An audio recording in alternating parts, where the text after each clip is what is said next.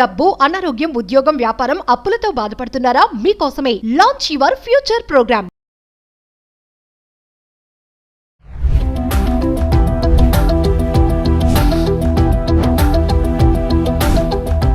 Hi hello నమస్తే, welcome back to Suman TV. ప్రస్తుతం మనతో పాటు ఉన్నారు motivational speaker, life coach Datteshwar గారు. సార్ ఒక వీడియోలో చెప్పారు కదా ఎండింగ్ లో, నిద్ర లేచింది మహిళా లోకం, మరి మగాళ్ళందరూ కూడా నిద్రపోవాల్సిందేనా అని. మరి అలాగే ఉందండి, బయట సొసైటీ చూసుకుంటే మగవాళ్ళు ఆడవాళ్ళకి భయపడిపోతున్నారు. ఈ విషయంలో ఎంతమంది ఏకీపిస్తారో మాకైతే తెలియదు, కానీ కొన్ని సంఘటనలు చూస్తున్నాం కదా, భయం వేస్తుంది. సార్ ఒక వీడియో చెప్పారు, ప్రేమించి పెళ్లి చేసుకుందామంటే తల్లిదండ్రులు చంపేస్తున్నారు, కొని పెద్దలు ఒప్పించిన పెళ్లి చేసుకుందాం అంటే భార్యకి వచ్చేసి చంపేస్తుంది అనేసి. ఎందుకు ఆడవాళ్ళు ఇలా తయారవుతున్నారు? ఇల్లీగల్ అఫైర్స్ కి ఎందుకు వీళ్ళు మక్కువ చూపిస్తున్నారు? అందమైన భార్య, అందమైన భర్త, పిల్లలు ఉన్నా కూడా భర్తలు ఇలాగే చేస్తున్నారు, భార్యలు కూడా ఇలాగే చేస్తున్నారు. సో ఎందుకు మహిళలు ఇలా టర్న్ అయిపోతున్నారు? భర్తలనే కాదు, ప్రేమికులనే కాదు, పిల్లల్ని కూడా, కడుపున పుట్టిన పిల్లల్ని కూడా హతమార్చేస్తున్నారు. సో మెంటాలిటీ ఎందుకు చేంజ్ అవుతుంది? దీని మీద సార్తో మాట్లాడదాం. నమస్తే సార్. నమస్తే అండి. సార్, మరి మీరు అన్నారు ఒక వీడియోలో కదా, మరి మగవాళ్ళకి నిద్రపోవాల్సిందేనా, అలానే ఉంది, మరి బయట ఏం చెప్తారు? ఇక్కడ మగవాళ్ళు నిద్రపోవడం కాదండి, మగవారికి నిద్ర పట్టకుండా అయిపోయిందండి. హడలెత్తిపోతున్నారు మగాళ్ళు, ఎలా బతకాలి అని. ఎందుకు అంటే అండి, మితిమీరిన స్వేచ్ఛ ఇదే ఇప్పుడు సమాజానికి బాగా పట్టి పీడిస్తుందండి. ఆడవాళ్ళు వాళ్ళ కట్టుబాట్లు, వాళ్ళ గౌరవం కొద్దీ ఉన్నంత కాలం ఇలాంటి క్రైములు ఎక్కడా జరగలేదండి. ఎప్పుడైతే వాళ్ళకి మితిమీరిన స్వేచ్ఛ ఇచ్చామో ఇలాంటి దారుణాలన్నీ జరుగుతున్నాయండి. ఒకటా రెండా, సమాజంలో ఈరోజు న్యూస్ ఛానల్ పెడదామన్నా, న్యూస్ పేపర్ చూద్దామన్నా ఏ ఘోరం చదవాలా అనేది అర్థం కావట్లేదండి, భయం వేస్తుందండి. అంతెందుకండి, రీసెంట్గా హైదరాబాద్లోనే తను సాధారణ టీచరు, ప్రశాంతంగా జాబ్ చేసుకుంటూ ఉంది.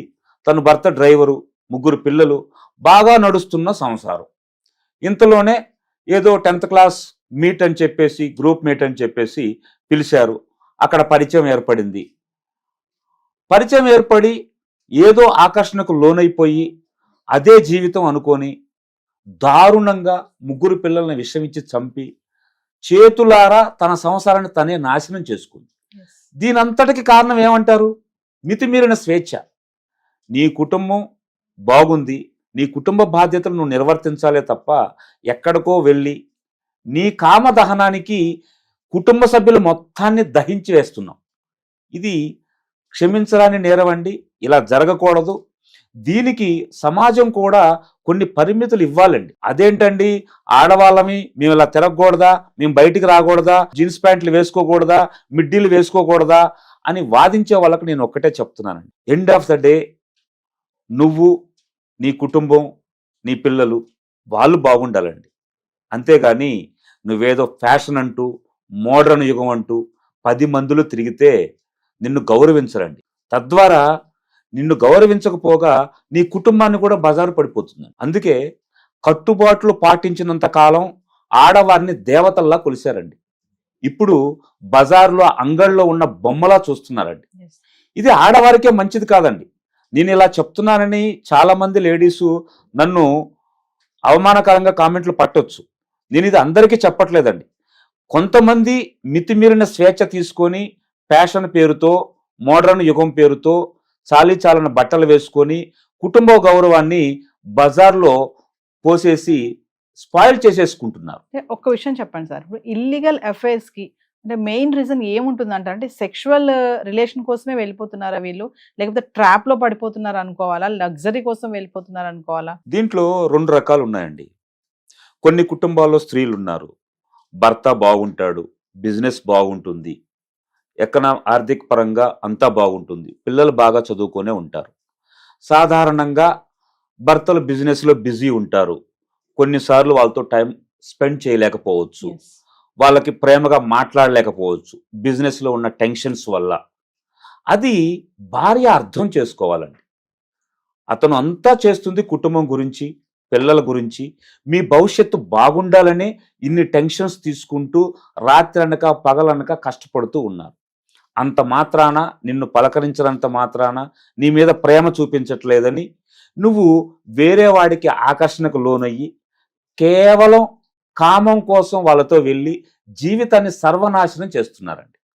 అంతేకాకుండా మళ్ళీ వాడి మోజులో పడి ఉన్న భర్తనే చంపడం, మర్డర్ చేయడం, ఎన్నో రకాలుగా హింసించటం. మహిళలు ఇలా టర్న్ అవ్వడానికి కూడా భర్తలు కూడా కారణమే అని కొంతమంది అంటున్నారు. దానికి మీరేం చెప్తారు? నేను ఒక మాట చెప్తానండి. ఆడవారు మారటానికి మగవాడికి 100 ఛాన్సులు ఇస్తారు. అప్పుడు కూడా మగాడు మారకపోతే ఆడది మారుతుంది అంటున్నారు. నేనేమంటున్నానంటే ఆడవాళ్ళు 100 ఛాన్సులు ఇవ్వడక్కర్లేదండి, ఒక్క ఛాన్స్ ఇవ్వండి. ఆ ఒక్క ఛాన్స్ ఏంటి అంటే, మగాడు ఆఫీస్ నుంచి ఇంటికి వచ్చినప్పుడు ఎన్నో టెన్షన్స్ ఉంటాయి. అన్ని టెన్షన్స్ మధ్యలో నిన్ను హాయిరా బంగారం అని పిలవలేడు. అది నువ్వు అర్థం చేసుకోవాలి. ఇంటికి రావడంతోనే ఫస్ట్ ఆయన్ని కంఫర్ట్ జోన్లో ఉంచండి. అంతేగాని ఏదో ఇన్స్టాగ్రామ్లో పరిచయం అయినోడు హాయ్ బంగారం ఉన్నంత మాత్రాన అవి నిజమైన ప్రేమలు కావు. ఒక్కసారి మొబైల్ డేటా ఆఫ్ చేస్తే మాయమైపోయే బంధాలు అవి. ఆ బంధానికి ఈ బంధానికి ముడి పెట్టకండి ఎప్పుడు. అది నేను అంటున్నానండి. కొంతమంది అంటారు నువ్వు చేస్తే తప్పు లేదు కానీ నేను చేస్తే తప్ప, నీకు ఒక న్యాయం నాకు ఒక న్యాయం అనే వాళ్ళు కూడా కొంతమంది ఉన్నారు. మరి దానికి ఏం చెప్తారు? అది చాలా తప్పండి. నిజంగా మీరు కుటుంబ బాధ్యతలు కోరుకొని కుటుంబాన్ని బాగుండాలని కోరుకుంటే అతను చేస్తే నేనెందుకు చేయకూడదు అని ఆలోచించరు.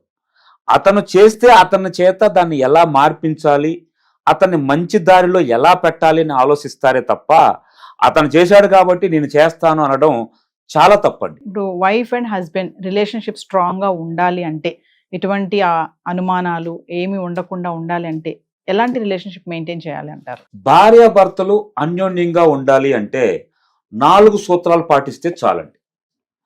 మొదటిది, ఒకరినొకరు గౌరవించుకుంటూ ఉండాలి.